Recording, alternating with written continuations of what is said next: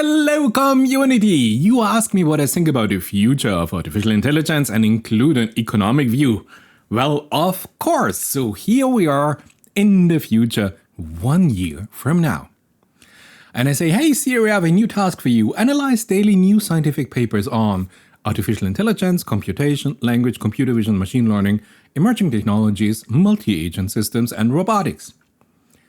And then I say, create a dedicated AI agent, or maybe multiple AI agent, each with a GPT-4 or 5 engine, fine-tuned on the existing literature of this particular domain knowledge, and build a complete domain knowledge graph, because I want to do some causal reasoning, and I want to do it over the subgraphs of the knowledge graph, plus I want to have a redundant system from the learned knowledge causal pattern in a large language model.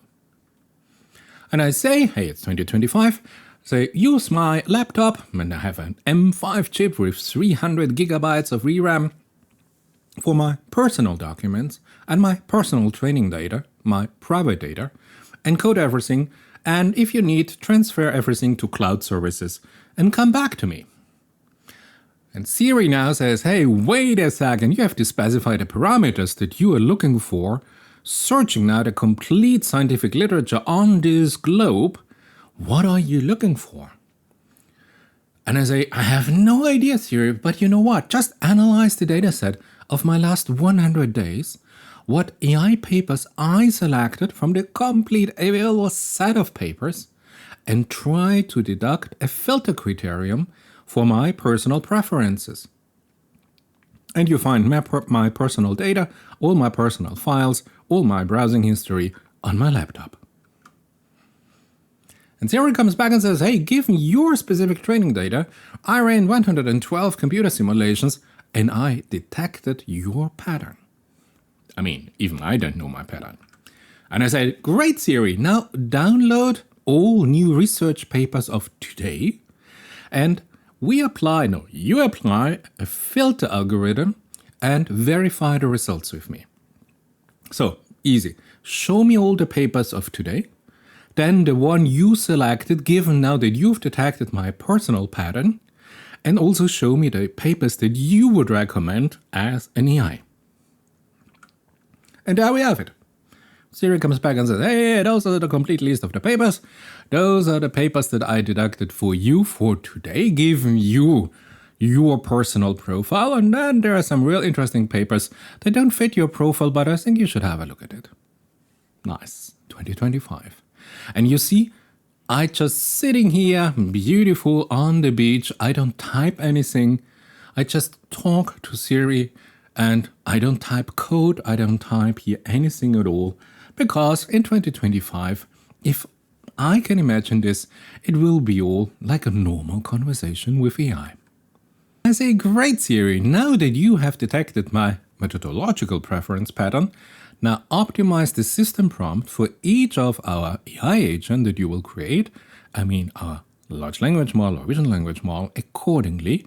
And additional task, hey, focus especially here on the systemic interaction between vision and robotic agents. And Siri comes back to me and says, hey, now I'm just creating here 4 AI agents for your particular task. They were designed especially for your goal that you gave me.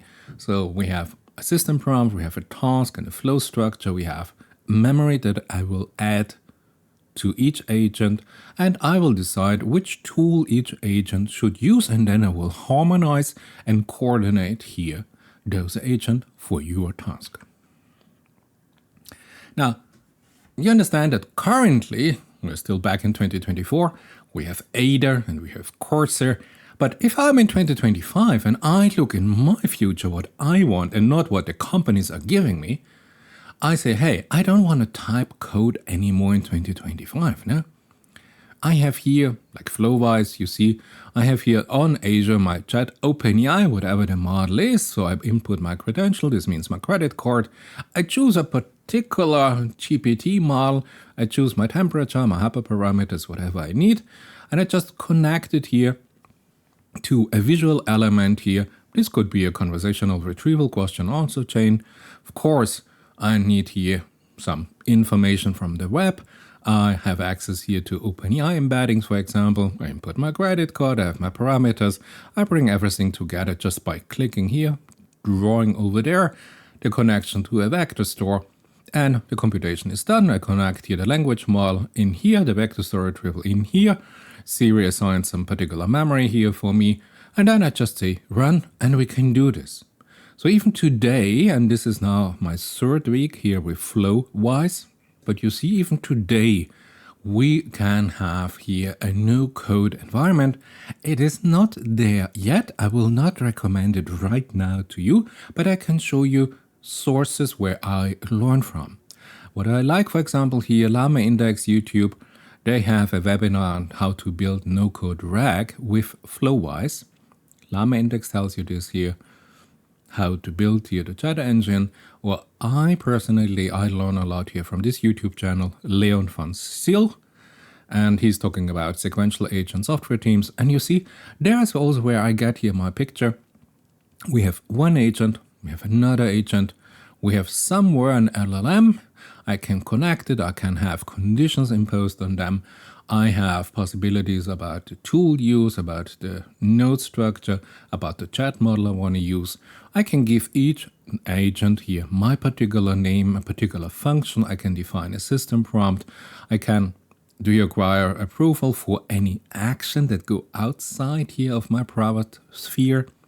What are here the templates, the prompt values, additional parameters, and then I just connect here the dots and I build here my multi-agent system, and then I just say go, and the calculations is done for me. So you see, this is where I am today, 2024, but I hope in 2025 I can just sit at a beach and talk to Siri, and Siri will do all of this for me. Yeah. If you have not experienced FlowWise, it is an experimental software, so careful if you use this. But what is nice now, latest it is now backed by Y Combinator, so nice indication. But just one idea I want to give you here. So let's talk about what we have today. Today we have here just a brand new iPhone 16. And if we listen to Apple, they said, hey, yeah, so you have on your iPhone here some Apple intelligence. And if they need just more compute power, it will connect to Apple servers here, cloud services, the compute services by Apple, maybe in coordination with Google or who knows what. And then they will come back with the result here to your Apple intelligence on your iPhone. Now in 2025, I expect here that my iPhone will also be able, if it's able to send here to a cloud compute service, to send here this to my MacBook. So this means to my personal MacBook here, maybe encrypted here within my personal firewall sphere. And I have here some local processing, and maybe the MacBook for some particular task that really requires heavy computing. It will go out to some maybe Apple, Google, whatever cloud services, and come back and do this task for me. So you see here, I'm here in 2025 talking to my iPhone, and there's a beautiful laser projector somewhere, and this is exactly what I imagine to see. Now, a lot of you might say, but wait, the model is so important, no? GPT-4 model or the GPT-5 model, and we have YouTube channels that just consist, hey, there's a new model there, and there's a new model there. And I think models will become a commodity. Currently, let's have a look at what Apple is doing, what Apple is telling us that it is officially doing. So we have a little LLM by Apple, and then for a specific task, we have a specific adapter. So let's say we have here a general LLM, and for a photo optimization task, we have here, let's call it a photo optimization adapter. Or we have other adapters if you want to write something, or if you have maybe a video application. So you just switch here the adapters. There's also the possibility from the technology that you have mixed adapters, that you have mixed low-rank adaptation adapters. So this is where we are today. And you might say, if you as a theoretical physicist try to explain the future of AI, do you notice that you left out there a little place here, you know?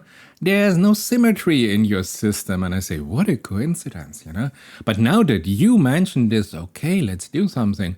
What do you think about the idea that I say here? We have here maybe the potential for a predefined multi-agent configuration space. Where we have, for example, for our agent, we have vision language models that are really grok to the maximum performance. We have also an optimized memory for that particular task. We have now specifically designed tools that our agent is able to connect to use, like Supercomputer Center, where we run some numerical computer simulation of some physical task, of some genomic task, of some chemical task, whatever we have. And we have a perfect synchronized hardware acceleration if, let's say, our cloud compute services use some particular GPU or TPU infrastructure hardware from some particular vendors. So everything is optimized inside and on the hardware side. I think this looks like an interesting idea that might come up in the future. But of course, if I'm challenged to give you also here kind of an economic view, I think what I learned here is, okay, what are other forces in your market system? And I think the first one is, hey, do we have any competitors if we want to move here? And just to give you my very limited insights, saying, okay, maybe you say IBM or maybe you say Accenture with more than 700,000 people who also move now into AI, or McKinsey that moves in AI, or some other companies with more than 300,000 employees who also move now into AI.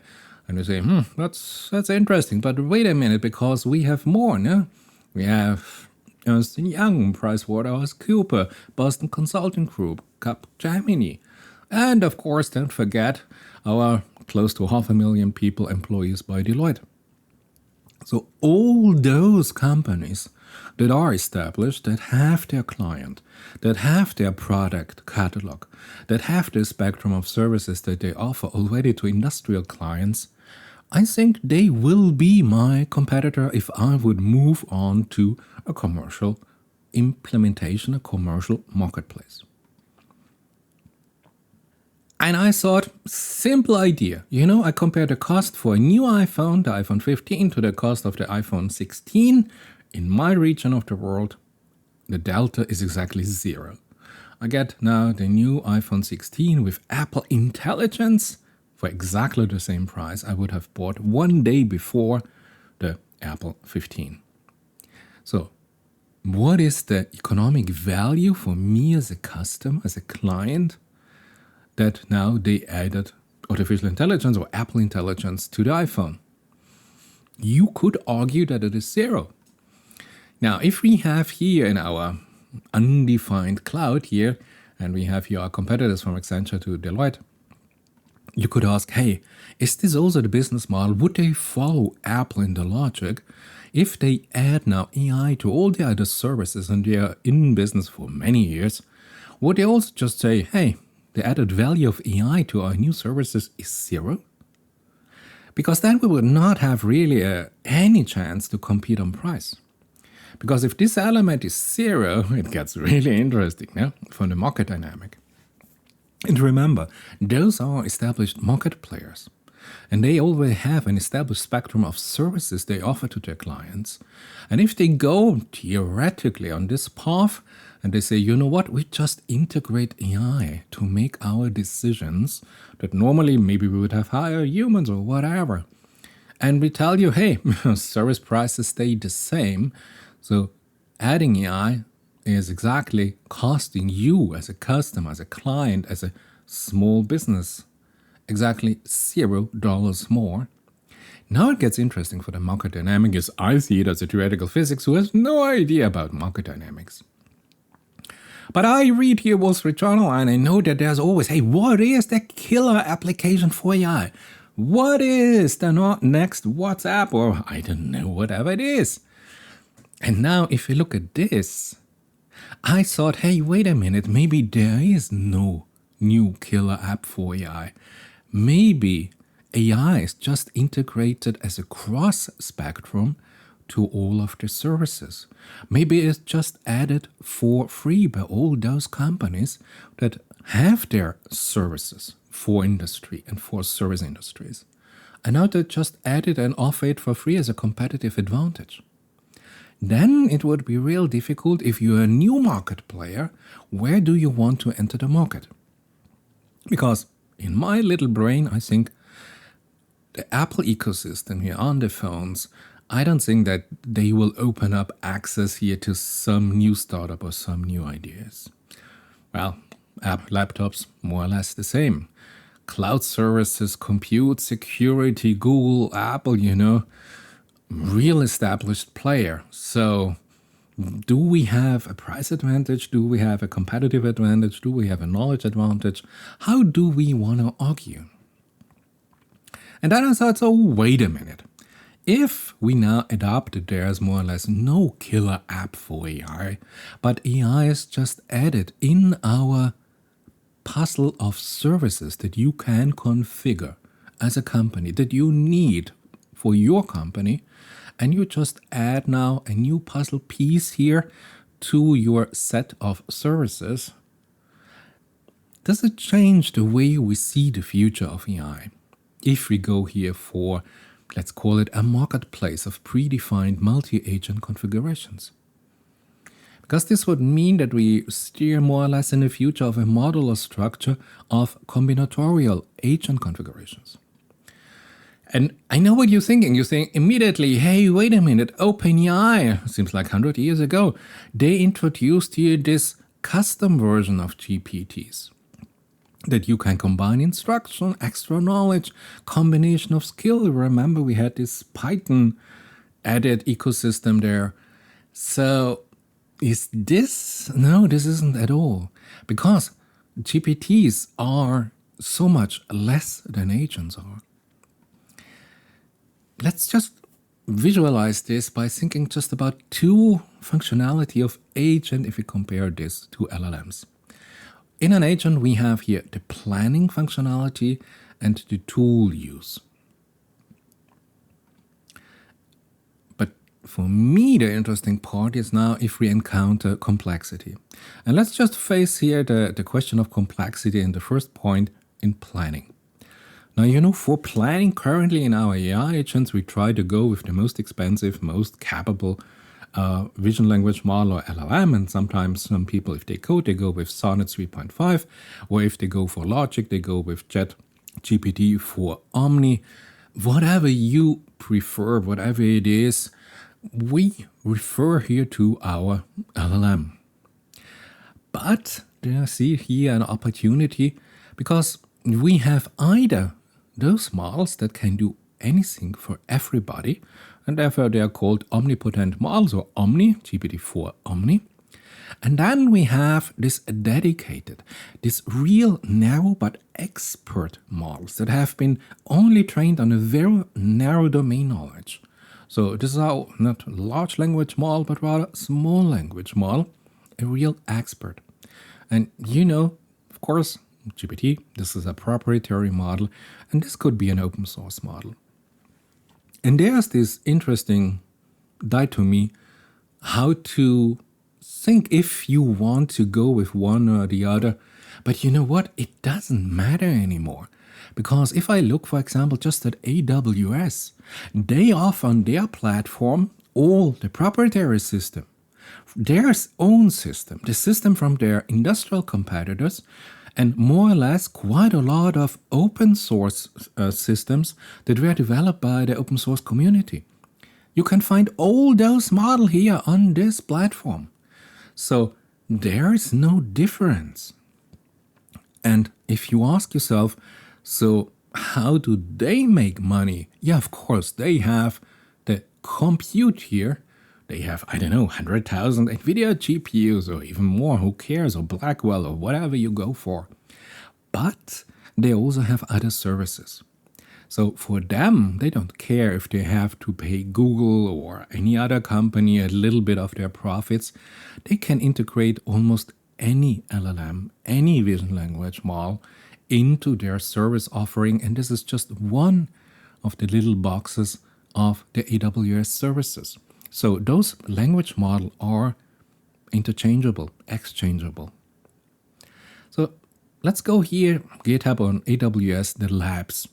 And I went there, and there's a very nice repo, Multi-Agent Orchestration. And they talk about flexible and powerful frameworks for managing multi-AI agents and handling complex conversations. You know, it's not limited to conversation because, of course, an agent is there to do an action in the environment, to interact with the environment, where an LLM is just writing a nice note, but not interacting with an environment. So if you go there a little bit deeper, you see here Multi-Agent Orchestrator. We have it already here in their lab. Pre-built agents and classifier, a variety of ready-to-use AI agents. So they are not talking anymore about a GPT-4 system or a Claude system or I don't know what other system, a Llama system. We moved on to the next level if you want to have an economic perspective on this. We are now talking about ready-to-use agent. How you design those agents. And in this agent, only one part is an LLM. So it's nice. And just yesterday, they updated here their documentation on the guardrails of agents. So if you're interested, for example, AWS, I think this is a real nice note. And if you have even access to their code, and of course, they go here with their Bedrock agents. But you know, if you look at it, you understand it is more or less the same schema all over the place. There's not a new technology available. It is just an implementation on a proprietary platform that simply you have to pay to use it. And if we talk here about the market dynamic in the future of AI, and for the moment we say, okay, there's no killer application for AI. So we have AI integrated into more or less all the service level of established service provider for industry. Then you find interesting strategic alliances. And you see, I use Google. Yes, Google still exists. You're not going to believe it. I said, hey, AWS cooperates with Deloitte, for example. And yeah, it's there. So Deloitte provides specialization in a host of AWS-enabled business solution. So Deloitte says, hey, we're not going to build and host here those complex AI system. We have just here beautiful partner, what it is called, a premier tier partnership with AWS. And Deloitte cooperates with AWS to provide, now comes the word, standardized business solution. Because you know, AWS and Deloitte both make beautiful profit if they sell here their combined services, and you as a client, yes, you are allowed to pay both company their profit margin. Now, if you look at the cost margin, as a theoretical physicist, I have a very simplified view of the economic world. Those huge global corporations, they have what we called in the old times overhead costs. I don't know, 200%, 300%. But you want to have a profit margin of, I don't know, 100%, 500%, 1000%. So you have to scale the hell out of this system. You are not going for individually designed and characterized AI solution for one partner only. You have found after testing 3 or 6 months, you have found one business solution that works for one particular sector in your business. And then, because you have to be cost efficient and you are profit oriented, you have to provide this solution. You just scale it out to the other 15 sectors in this industry. So this is now an interesting position if you think about your competitive advantage with your AI knowledge if you want to provide non-standardized solution. Now, of course, you could also be another partner, a little tiny partner, that you might go to Deloitte and say, hey, I have a little startup and I'm specialized in those complex non-standard business solution. Then Deloitte will know, okay, if they have a real challenging problem, there is some crazy little startup with some beautiful professors of MIT and Harvard or some geniuses in AI coding. Yeah, and they will give $1, $2, $3 to them to solve their problem. So it really depends where you want to position yourself on the market in my very simplified view. Great. Now I know I have a little bit here of green grasshoppers who say, okay, can you just explain this a little bit on a simpler level? Of course. So, I'm not talking about AWS and business consultancy alliances where you have millions of very professional coders, very professional salesmen, of very professional specialists trying to sell their services to industry, to all the industrial partners network out there. So let's just have a look what's happening here on a more practical level. So how would I explain this? We have, let's say, engines. And you have a little engine, and then you have a little bit bigger engine, and maybe you have here a huge engine. And those engines are more or less, they symbolize here our LLMs. Maybe you would say this is a little 8B model from Llama, maybe this here is a 70B LLM, and maybe you would say this could be the next GPT 4 I don't know, something strawberry.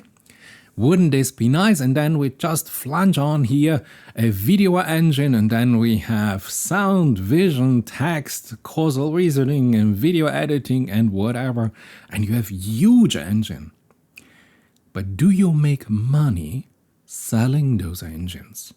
If I currently look at OpenAI and I see that they are looking for money, and that Apple is now with NVIDIA thinking about investing in OpenAI, you understand that if OpenAI does not manage as the global leader to make money off a simple engine, of a simple large language model, then maybe we have to look for some other places. And you know what?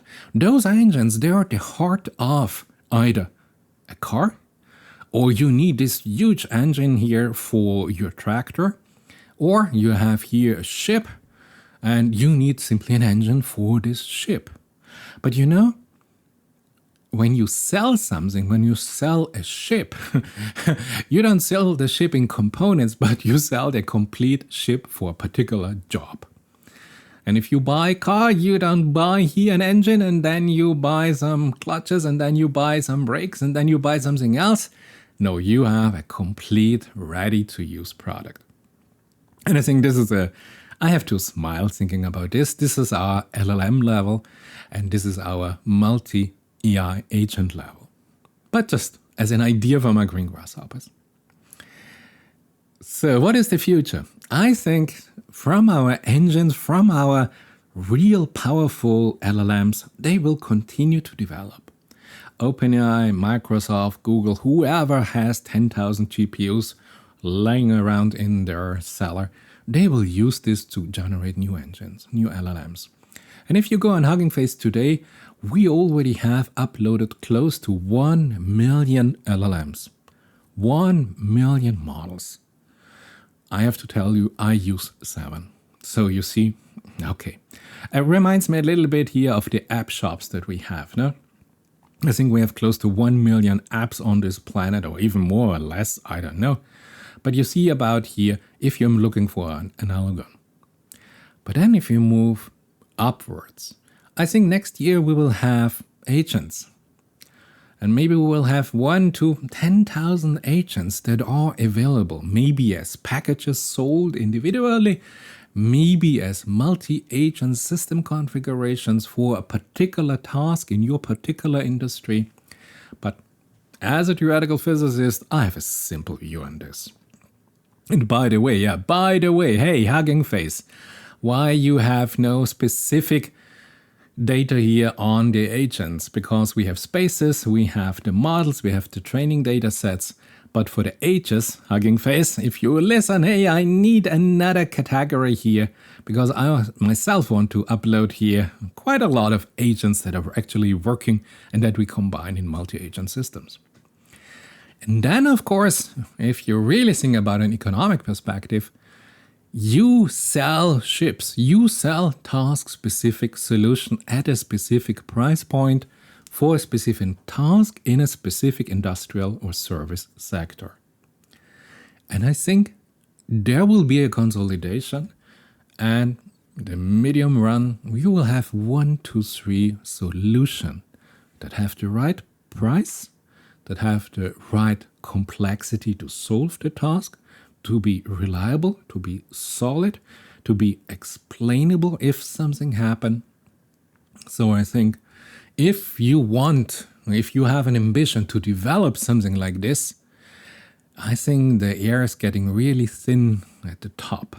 But of course, if you are in this position, this will scale as hell. So you see, there you have my simple brain and my simple idea about the future of AI. I am just only able to look maybe a little bit to 2025. But I think if you subscribe to my channel and you have kind of a right to know how I see this, what I think about the future, how I understand the ecosystem that's gonna happen right now and that's gonna happen in the near future, and where AI research will position itself, and where maybe it makes no sense that you spend your learning capacity or your power to learn something or to deduct something or to build something when you will enter the market, you might not have thought about each and every aspect of this dynamic market segment. And this is it for today. This was a funny video, so here a completely personal view, no recommendation to you at all. I tell you what I think about this. And yes, I'm looking forward to your, I hope for your endorsement and that you see it the same way like I do. But if we want to learn here as a community, please disagree with me and argue why you disagree. It is great to see you in my next video.